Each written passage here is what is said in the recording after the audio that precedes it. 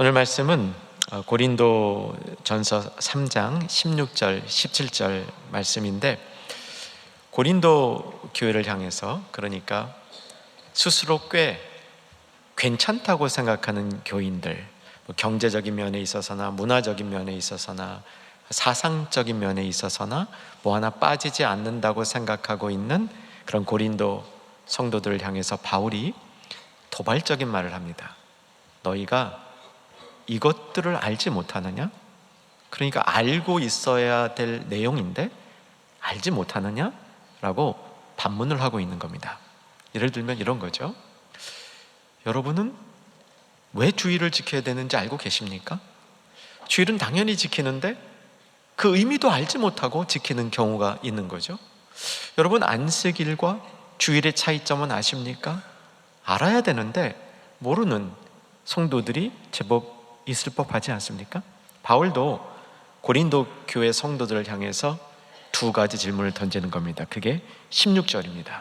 같이 한번 16절을 읽었으면 좋겠는데, 성경 보시고 우리 16절 한번 같이 읽겠습니다. 너희는 하나님의 성령이 너희 안에 계시는 것을 알지 못하느냐? 두 가지를 모른다고 얘기합니다. 첫째는 너희가 하나님의 성전인 것과, 여러분은 알고 계십니까? 여러분이 또 여러분들이 하나님의 성전이라는 사실을 알고 계십니까? 확실하십니까? 또 하나님의 성령이 너희 안에 계신 것도 알고 계십니까? 두 번째 게 좀 더 쉬울 것 같아요. 우리 두 번째 거는 우리 성도님들 중에 아마 다수가 알고 계셔. 어쩌면 절대 다수일지도 모르죠. 성령이 너희 안에 계신 것을 알고 있느냐. 아마도 구원받으신 성도님들이라면 성령이 내 안에 계시다는 사실을 알고 있을 겁니다. 그 성령께서 여러분 안에서 작동하시고 활동하시고 여러분을 변화시키는 역사가 지속되기를 주의 이름으로 소망하며 축복합니다. 성령이 내 안에 계시다. 성경 어디에 있습니까? 라는 것도 답할 준비가 되어 있으셔야 할 것 같아요. 오늘 이 구절이죠. 고린도전서 3장 16절, 요한복음 3장 16절을 외우듯이 고린도전서 3장 16절, 충영교회 모 장로님 방법에 의하면 3월 16일생들은 이 말씀 무조건 외워야 됩니다. 성령이 내 안에 계시는 것을 나는 알고 있다. 근데 성령이 내 안에 계신다는 것을 성경이 한 세 가지 다른 표현 혹은 레벨로 설명하고 있습니다. 첫 번째는 성령이 그냥 막연히 계시다, 영어로 비동사죠. 그냥 있다, 계시다, 이런 표현을 쓸 때가 있고요. 조금 그거보다 더 강하게 성령이 머물러 계시다, 이런 표현을 쓸 때가 있습니다. 내가 내 안에 머물고 네가 내 안에 머물면, 이때 쓰는 거죠. 이거보다 조금 더 강하게 성령께서 우리 안에 계시는 표현법이 오늘 본문의 표현인데, 내용은 거주하시다는 겁니다. 집을 짓고 살고 계시다는 겁니다. 주소지를 정하고 살고 계시다는 뜻입니다. 가족처럼 살고 계시다는 뜻입니다. 여러분, 다시 한번 마음속에 확인하십시다. 성령이 내 안에 계신 것을 알고 계십니까? 아멘. 성령이 내 안에 계신다는 것을 알고 있으면 너희가 하나님의 성전이라는 사실도 이해하기가 어렵지 않습니다. 사실 하나님의 성전이 우리라는 사실은 언뜻 쉽게 이해되지 않습니다. 하나님의 성전은 건물인데, 하나님의 성전은 존엄한 하나님이 계신 위엄 있는 건물인데, 구약으로 말하면 성전을 얼마나 멋지게 지었습니까? 솔로몬이 지은 성전의 그 크기, 그 건물의 장엄함은 세계 7대 불가사의 중에 하나였다, 이렇게 평가받고 있는 대단한 건물이었다고 합니다. 그 안에 지성소가 있고, 지성소 안에 금으로 만든 날개들 아래 이 법궤가 있고. 그런데 그게 그런 건물 개념이 아니라 너희가 성전이다? 여러분, 이것은 사실 쉽게 이해되는 구절이 아닙니다. 이것을 푸는 첫째 단초가 뭐냐면, 성령이 우리 안에 계신다라는 사실을 인정하고 경험하고 있으면, 아, 이게 가능하겠구나, 내가 성전이 될 수 있겠구나, 우리가 성전이 될 수 있겠구나, 이 이해의 문이 열리는 것이죠. 자, 같은 고린도전서 6장 19절을 자막으로 보시면 너희 몸은 너희가 하나님께로 받은 바, 우리 몸은 하나님께로부터 받은 거랍니다. 여러분, 부모님을 통해서 우리가 태어났죠? 근데 부모님께로부터 받은 게 아니고 하나님께로부터 받은 바, 너희 몸이라고 얘기를 합니다. 하나님께로 받은 여러분 몸에 대해서 여러분 만족하십니까? 아쉬우십니까? 만족하는 분도 있고 아쉬운 분도 있겠죠. 아쉬운 분들 보면 이런 것 같아요. 내가 좀 더 건강했으면 좋겠다. 아니면 내가 좀 IQ가 높았으면 좋겠다. 이런 분도 계실 수 있고요. 좀 더 예뻤으면 좋겠다. 좀 더 컸으면 좋겠다. 등등 자기 몸에 대한 아쉬움이 있을 수도 있지만 이제 바꾸시기 바랍니다. 우리의 몸은 하나님께로부터 받은 바. 왜 이 몸을 주셨냐면 그 안에 성령께서 거하시는 전이 되고자 몸을 주셨다는 겁니다. 우리의 몸에 관한 이해, 우리의 몸에 관한 생각이 바뀌어야 되겠죠. 그래서 성령이 우리 안에 계신, 성령이 계신 전이기 때문에 우리는 우리 몸을 함부로 굴려서는 안 됩니다. 우리 몸을 함부로 사용해서 안 되는 거죠. 함부로 더럽혀서 안 되는 겁니다. 이 몸을 하나님의 용도대로, 하나님의 기쁨대로 쓸 수 있는 우리들이 되어야 되겠다. 이 시간 깨달음이 임하기를 소망합니다. 자, 이제 구약의 성전이 무언가 셋으로 정리해 봅니다. 구약의 성전은 첫째, 하나님의 거주 장소였습니다. 하나님은 하늘에 계시죠. 그런데 이 땅에도 하나님이 거주할 장소가 필요했습니다. 그 장소를 성전으로 정하신 것이죠. 하나님이 거주하시기에 합당하는 모습으로 만든 겁니다. 그런데 우리 측면에서 보면 이것이 두 번째 성전의 용도인데, 우리는 그곳에 나아가 하나님을 만나고 우리의 하나님과의 깨어진 관계를 회복하는 장소가 된 겁니다. 이게 성전입니다. 여러분, 삶에 갑자기 어려운 일이 생겨서 내 삶이 너무나 뒤흔들려서 하나님을 만나야 되겠다고 생각하면 어디로 가시겠습니까? 교회로 오지 않으시겠어요? 저 같으면 그러겠습니다. 교회 와도 하나님을 못 만나는 이런 경험이 반복된다면 어쩌면 우리는 목사님을 찾아갈 수 있을 것 같습니다. 기도를 많이 하시는 장로님, 권사님을 찾아갈 수 있을 것 같습니다. 아니, 그것저것도 안 되면 아예 산꼭대기라도 올라가서 주님, 내가 주님 앞에 좀 더 가까운 곳에 갔으니까 나 좀 만나주세요. 이런 갈급함이 있을 것 같아요. 우리에게는 필요할 때 하나님께 나아가서 하나님을 만나는 장소가 있어야 하는 겁니다. 그게 구약시대 때 성전이었습니다. 여러분에게도 그런 장소가 있기를 소망합니다. 충영교회 예배의 자리가 그런 자리가 여러분에게 될 수 있기를 또한 소망합니다. 세 번째는, 성전은 하나님의 뜻을 깨닫는 곳이었습니다. 성전에서 기도할 때 성전을 통해서 하나님의 뜻이 선포되어지고 깨달아지는 것이죠. 예수님이 이 성전을 막 이렇게 좀 더럽히고 장사하던 장사치를 몰아내면서 뭐라고 말씀하셨는지 기억나시죠? 내 집은 기도하는 집이다. 그래서 기도는 하나님의 뜻을 깨닫는 방법을 얘기합니다. 하나님 앞에 나아가서 하나님의 뜻을 깨닫는 장소가 성전이라고 얘기했던 것이죠. 이 땅의 역사 가운데 성전이 예루살렘 시온성에 세워졌던 때는, 처음으로 세워졌던 때는 솔로몬 왕 때죠. 다윗이 준비해서 솔로몬이 성전을 지었습니다. 성전이 지어지기 전에 하나님이 계시는 곳이 이 땅에 있었나요? 없었나요? 있었죠. 성전 전에 뭐가 있었습니까? 성막이 있었습니다. 성막 전에는요? 성막 전에도 하나님이 계신 곳이 있었어요. 처음에 하나님이 에덴 동산을 만드셨을 때 학자들은 그 에덴 동산이 마치 성전과 같았다. 하나님의 임재가 있고 하나님께 나아갈 수 있고 하나님을 배울 수 있는 그런 곳이었다. 그리고 아담이 제사장과 같았다. 언제 한번 말씀드린 적이 있었습니다.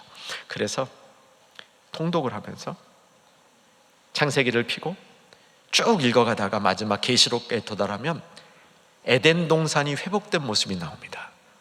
무엇이죠? 새 하늘과 새 땅입니다. 새 하늘과 새 땅, 새 예루살렘이 등장합니다. 거기에 성전이 있었습니까? 없었습니까? 없었습니다. 답은 주로 여기서만 나오고 있습니다. 성전 대신 누가 있었죠? 예수님, 어린 양이라고 표현되어 있죠. 성경 전체의 이야기가 성전이 쭉 계속되는 이야기인 겁니다. 눈에 보이는 성전은 성막을 통해서 예루살렘에 솔로몬이 지었던 어마어마한 그런 성전 건물이 세워졌지만, 눈에 보이지 않은 성전들은 계속해서 인류의 역사 가운데 있었던 겁니다.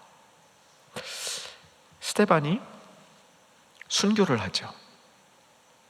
스데반이 순교를 할 때 순교 직전에 마지막 설교를 합니다. 그 설교의 아웃라인이 바로 이 하나님의 임재를 중심으로 쭉 설교하는 거였습니다. 그리고 그의 설교의 마지막 핵심 부분에서 예수님이 오신 다음 하나님은 더 이상 손으로 지은 성전에 있지 아니하신다라고 얘기합니다. 한번 확인했으면 좋겠는데, 사도행전 7장 47절 이하로 볼 겁니다. 제가 좀 전에 47절은 봐드렸고요.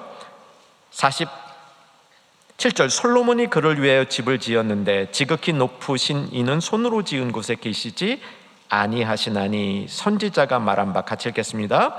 주께서 이르시되 하늘은 나의 보좌요 땅은 나의 발등상이니 너희가 나를 위하여 무슨 집을 짓겠으며 나의 안식할 처소가 어디냐? 이 모든 것이 다 내 손으로 지은 것이 아니냐?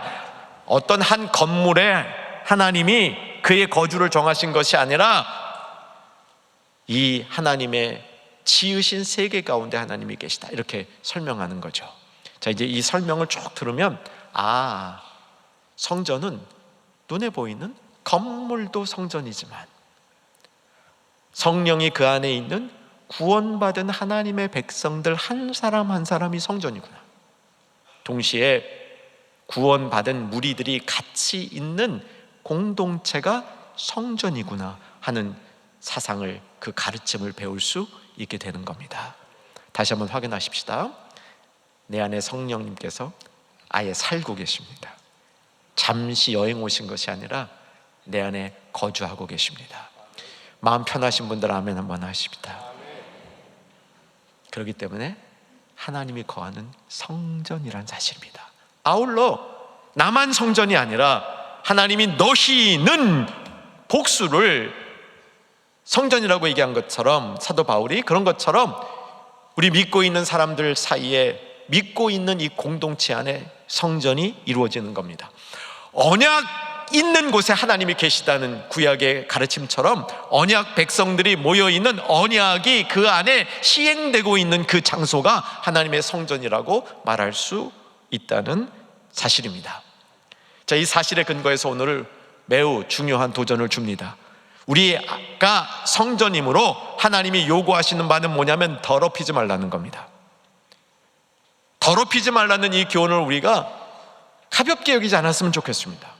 여기 더럽힌다는 말은 옷에 얼룩이 묻은 것, 그래서 더러워진 이 상태를 의미하는 것이 아닙니다. 상당히 훼손되어 있는 상태를 표현하는 겁니다. 그 망가진 모습이 속에만 있는 것이 아니라 드러나서 현저하게 나타나고 있는 상태를 더럽히다라고 얘기합니다. 하나님의 성전을 더럽히지 말라. 여러분, 이중적인 의미로 들어야 됩니다. 하나님의 성전, 눈에 보이는 것 더럽혀서 안 되고요, 내가 성전이므로 나 자신을 더럽혀서 안 된다는 사실을 우리가 꼭 기억할 수 있기를 바랍니다. 거기에 대한 하나님의 책망이 매우 엄중합니다. 누구든지 하나님의 성전을 더럽히면 그 다음 뭐라고 얘기합니까?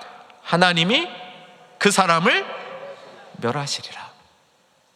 굉장히 강하죠. 우리가 성전을 더럽히면 하나님이 그 사람을 멸하신다고 얘기하는 거죠. 더럽힌다라는 말과 멸하신다는 말이 같은 말입니다. 같은 용어가 사용되고 있어요.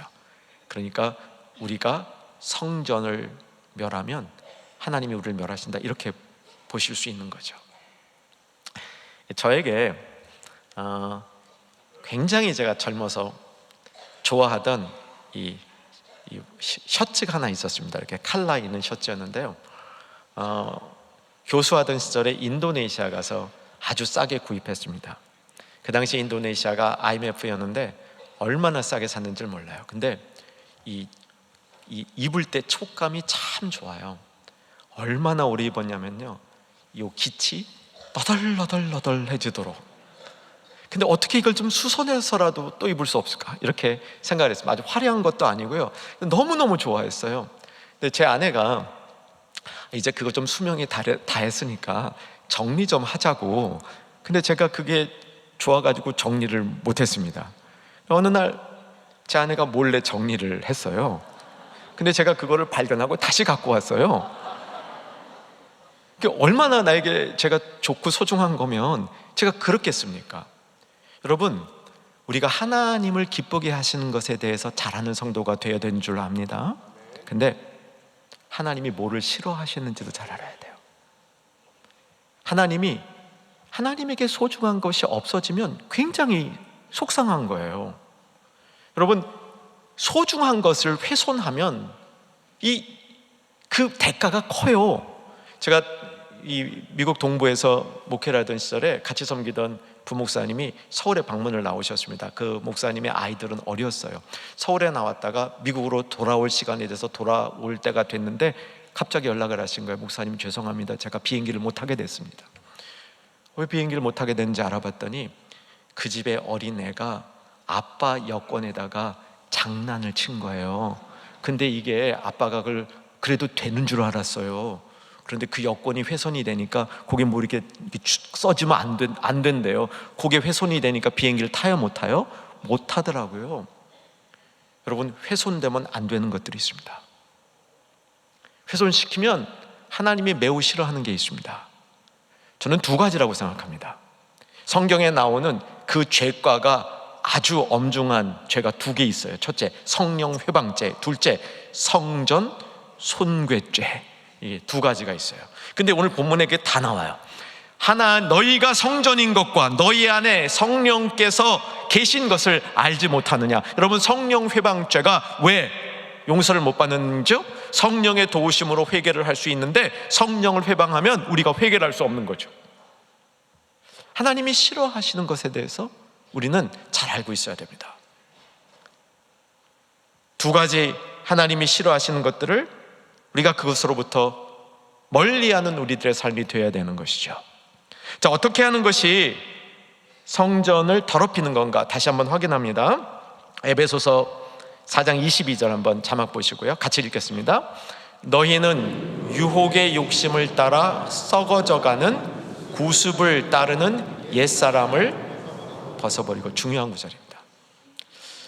우리의 원래의 모습이 유혹의 욕심을 따라 썩어져가는 이게 더럽힌 거예요.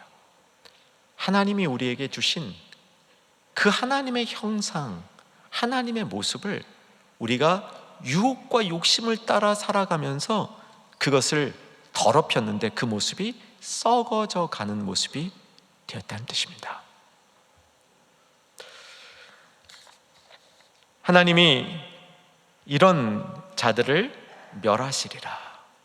하나님이 우리를 멸하시는 방법은요, 제 생각에는 굳이 무슨 유황이나 지진이나 적이나 전염병을 사용하지 않으셔도 돼요.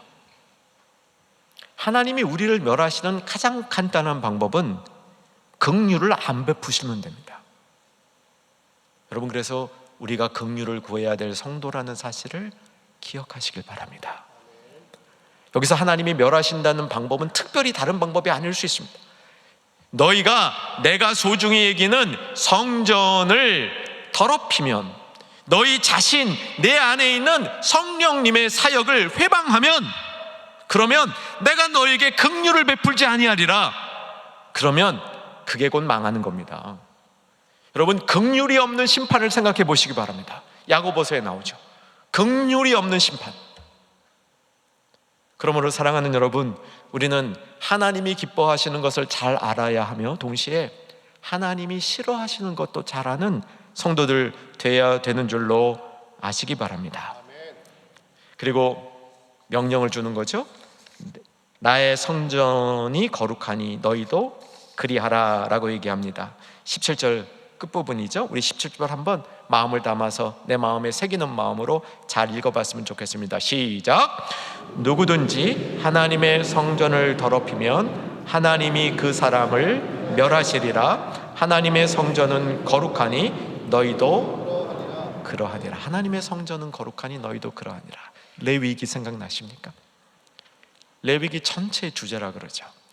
이제 여러분들이 계속 통독을 하시면서 성경의 기본적인 이런 그 지식들이 있으니까 이런 이제 말씀 더 제가 깊게 전할 수 있어서 좋습니다.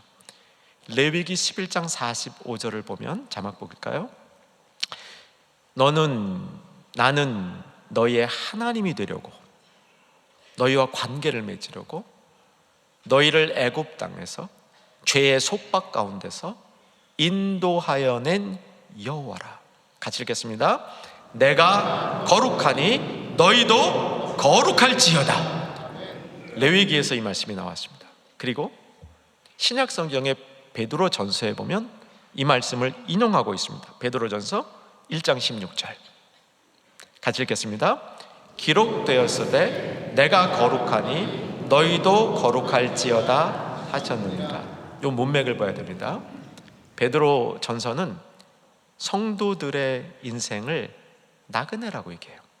그리고 본향을 찾아서 순례하는 순례자라고 얘기합니다. 인생 자체가 들에 핀 풀이나 꽃과 같이 잠시 있다 사라지는 것이라고 얘기합니다. 그러면서 영원한 것은 하나님의 말씀이라고 선포하는 거죠. 우리가 몇 주 전에 들은 말씀이에요.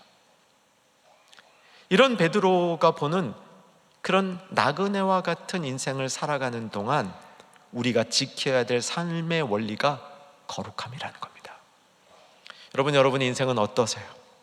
만약 여러분의 인생이 이 땅을 잠시 살아가는 나그네와 같은 인생이라는 사실을 이해하고 있다면 우리의 삶이 더욱더 거룩해져야 합니다. 거룩하다는 말이 조금 이렇게 마음에 안 닿는 성도님들이 의외로 많아요. 그래서 여러분, 거룩하다라는 말을 나의 삶으로 옮길 때는 이렇게 옮겨보세요. 그냥 순결한 겁니다. 선한 겁니다. 하나님이 선하듯이 너희도 선해라. 하나님이 순결하듯이 너희도 순결하라. 이 명령이에요. 더럽히지 말라는 겁니다. 하나님 앞에 쓸 수 있는 조건을 파괴하지 말라는 겁니다. 하나님이 만들어 놓은 그 아름다운 형상을 심히 훼손시키지 말라는 겁니다. 그걸 훼손을 위해서 예수님을 보내셔서 예수님을 훼손시켰단 말이죠. 그렇게 회복된 인생들의 아름다운 모습을 훼손시키지 말라고 얘기하는 겁니다. 여러분, 내가 거룩하니 너희도 거룩하라 부담되시면요, 내가 거룩하니 너희는 순결하라, 이건 좀 아멘 되시겠어요? 그것도 안 되시면요, 내가 거룩하니 너희는 좀 착해라, 이건 되시겠습니까? 그것도 안 되시면 상당히 곤란합니다. 거룩함의 명령은 우리 삶의 순결하고 선한 모습으로 우리의 삶을 살아가야 하는 하나님의 당위적인 명령이죠. 이제 이것을 고린도전서, 이제 세 번째 레위기에 있었죠. 베드로 전서에 있었습니다. 오늘 본문에 보니까 고린도 전서에도 똑같은 말이 나와요. 내가 거룩하니 내 성전이 거룩하니 성전인 너희도 거룩하라 얘기하네요. 내가 거룩하니 너희도 거룩하라 잘 이해가 안 되니까 내 성전이 거룩하니 성전인 너희도 거룩해라. 어떻게 성전인 줄 아느냐? 성령이 너희 안에 계시니까 성전 아니냐? 이렇게 지금 논리적으로 쭉 설명한 겁니다. 올해 말로 로마서 금요 집회 강해를 2년 만에 마칠 계획입니다. 끝나고 나면 고린도 전서를 할 계획입니다. 근데 이제 고린도 전서가요, 1장부터 4장까지가 좀 어려워요. 고린도전서 1장에서 4장까지를 이렇게 한번 이해해 보시면 오늘 본문하고 다 있기 때문에 이렇게 이해해 보시면 좋습니다. 그리고 내년도 금요 집회 많이 참여하시기를 바랍니다. 고린도에 있었던 가장 큰 문제는 시기와 분쟁이었습니다. 사실 이거는요, 우리 지금 사회에는, 우리 지금 현실 속에 늘 있는 상수처럼 됐습니다. 시기와 분쟁이 얼마나 많은지 몰라요. 이게 경쟁 사회에 피할 수 없는 결과입니다. 경쟁이 치열해지면 시기가 생기고 분쟁이 생깁니다. 그래서 고린도 교회에 있었던 모습은 사실 우리에게 겪어지는 일상이라고 볼 수 있습니다. 그런데 시기와 분쟁이 있는 고린도 교회, 이 고린도 교회 성도들이 스스로 잘났다고 생각했습니까? 아니면 겸손했습니까? 잘났다고 생각했잖아요. 그 고린도 교회 모습, 성도들의 잘난치 않은 모습을 제가 이렇게 쭉 저 나름대로 재구성해 봤거든요. 제가 내린 결론이 뭔지 아세요? 괄호 열고 개뿔 괄호 닫고. 정말 개뿔도 없는 사람들이요, 얼마나 그 잘난 척했는지 몰라요. 뭐 경제적으로 발전했으면 얼마나 했어. 로마에 비하면 아무것도 아니지. 문화적으로 발전했으면 얼마나 발전했어요. 철학이 뭘, 철학은 아덴이지. 고린도가 무슨 뭐 디오게네스 하나 나타났다고 무슨 철학이야. 그런 겉멋들었던 이 성도들 안에 뭐가 있었냐면 자꾸 시기, 분쟁, 그리고 다른 사람 판단, 누가 좋다, 누가 낫다, 바울이 낫다, 아볼로가 낫다, 케바가 낫다, 이런 문화가 그 안에 완전히 들어와 있었단 말이죠. 그래서 시기와 분쟁이 있었습니다. 고린도전서 1장부터 4장까지는 시기와 분쟁을 이기는 힘입니다. 이건 이제 금요 집회 때 할 건데 4가지로 나타나요. 첫째, 시기와 분쟁을 이기는 힘은 십자가와 복음밖에 없다고 얘기합니다. 그래서 바울은 언변으로 복음을 전하지 아니하고 십자가의 능력으로 복음을 전했다고 얘기합니다. 여러분, 우리에게 적용할 필요가 있습니다. 시기와 분쟁이 있는 곳에 뭐가 있어야 되는가? 두 번째, 하늘의 지혜를 구했습니다. 세상의 지혜는 너무 많아 문제였어요. 그래서 하늘의 지혜를 구했습니다. 세 번째가 성령의 역사인데, 고린도전서 앞부분에서 말하는 성령의 역사는 다른 부분의 성경 다른 책에서 나오는 성령의 역사가 좀 다릅니다. 이것도 금요 집회 때 다룹니다. 마지막 4번째가 뭐냐면요, 거룩함이에요. 성도가 순결해야, 성도가 하나님 앞에 깨끗해야, 그리고 이 땅을 살아가는 모습이 성전인 것처럼 살아가야, 성령을 모신 사람으로 살아가야 시기와 분쟁을 이길 수 있다고 얘기합니다. 저는 이 교훈을 우리가 꼭 배웠으면 좋겠습니다. 이 시대에 정말 성도로서 능력 있게 살려면 고린도 교회를 향하여 거룩함을 그렇게 강조했던, 성도의 순결함을, 성령의 역사를 강조했던 이 메시지가 우리에게 꼭 있어야 된다고 믿습니다. 여러분, 다시 한번 오늘 말씀을 정리하고 이제 마지막으로 말씀을 맺으려고 하는데요, 성령이 우리 안에 계셔요. 집을 짓고 살 수준으로 계시기를 사모하십시오. 그러면 성전입니다. 성전은 훼손되어서는 안 됩니다. 하나님이 지켜주십니다. 우리가 이것을 위해서 정말 우리가 거룩해지는 경험을 해야 됩니다. 순결해지는 경험을 해야 돼요. 그리고 거기에 대한 지식이 있어야 됩니다. 그리고 자주 결단을 해야 됩니다. 내가 이렇게 살겠다고 결단을 해야 됩니다. 우리가 주일에 말씀을 들을 때마다 결단을 의지적으로 할 수 있어야 됩니다. 말씀을 들으면서, 말씀을 읽으면서, 배우면서 지식이 생겨야 됩니다. 그리고 경험이 있어야 돼요. 내가 거룩함을 경험해 봐야 됩니다. 여러분, 거룩함의 경험은 사실 구약에서 보면요, 성전을 중심으로 일어났어요. 그래서 이게 성전하고 연결되어 있는 겁니다. 시내산에 이스라엘 백성이 출애굽을 하고 도착했을 때 시내산 꼭대기로 모세를 부르면서 하나님의 백성을 같이 부릅니다. 출애굽기입니다. 같이 하나님의 백성을 산으로 쭉 부르신 다음 백성들은 더 이상 못 오게 하고요, 모세만 올라오게 하죠. 구름이 다 가렸습니다. 이때 하나님의 거룩함이, 하나님의 임재가 나타났습니다. 그때 제사를 드렸거든요. 소를 잡아서 피를 사람들에게 뿌렸습니다. 결속을 의미하죠. 정결을 의미합니다. 솔로몬이 성전을 지었습니다. 성전을 짓기 전에 하나님이 나타나셨어요. 너 정말 성전 지을래? 솔로몬이 짓겠다 그럽니다.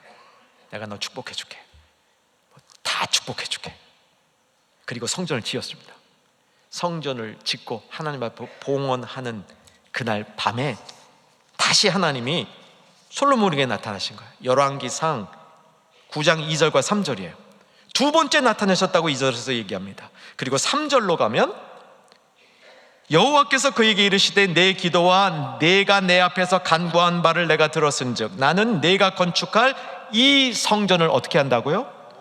거룩하게 구별하여 내 이름을 영원히 그곳에 두며 내 눈길과 내 마음이 항상 거기에 있으리니. 이렇게 약속하신 거예요. 그 성전이 예수님을 통해서 완성된 겁니다. 내가 3일 만에 성전을 헐고 다시 지으리라. 아멘. 그리고 그 성전이 우리라고 또한 말씀해 주시는 겁니다. 성령님을 통해서 예수님을 모신 우리라고 얘기해 주는 겁니다. 저에겐 소망이 있습니다. 우리 사랑하는 충영 가족들, 오늘 말씀을 듣는 모든 하나님의 백성이 하나님이 우리를 싹 씻어주시는, 온전하게 씻어주시는 이 씻김의 축복을 경험하는 영적 체험이 있기를 소망합니다. 저는 이 체험이 가장 중요한 체험이라고 봐요. 여러분, 만약에 병 고치는 은사가 있다면 좋으시겠습니까? 좋으시겠죠. 근데 저는 좀 두려워요. 남의 병을 고치려면요, 자기도 아파야 됩니다. 예언하는 은사가 있으면 좋으시겠죠. 근데 좀 두려워요. 예언하는 은사가 있으면 엄청난 책임감이 따라옵니다. 그런데 하나님이 우리를 쫙 씻어주는 그 은사는 좋기만 합니다. 이게 우리가 정말 성전인 것을 경험하는, 우리가 내 성전이 거룩하니 너희도 거룩하라고 명령하실 때 그 명령을 순종하는 성도들에게 하나님이 주시는 축복이라는 사실입니다. 여러분, 오늘 본문에 나온 짧은 이야기지만 이 성경의 깊은 가르침들이 저와 여러분 가운데 온전히 이루어지는 축복이 임하기를 주의 이름으로 축원합니다.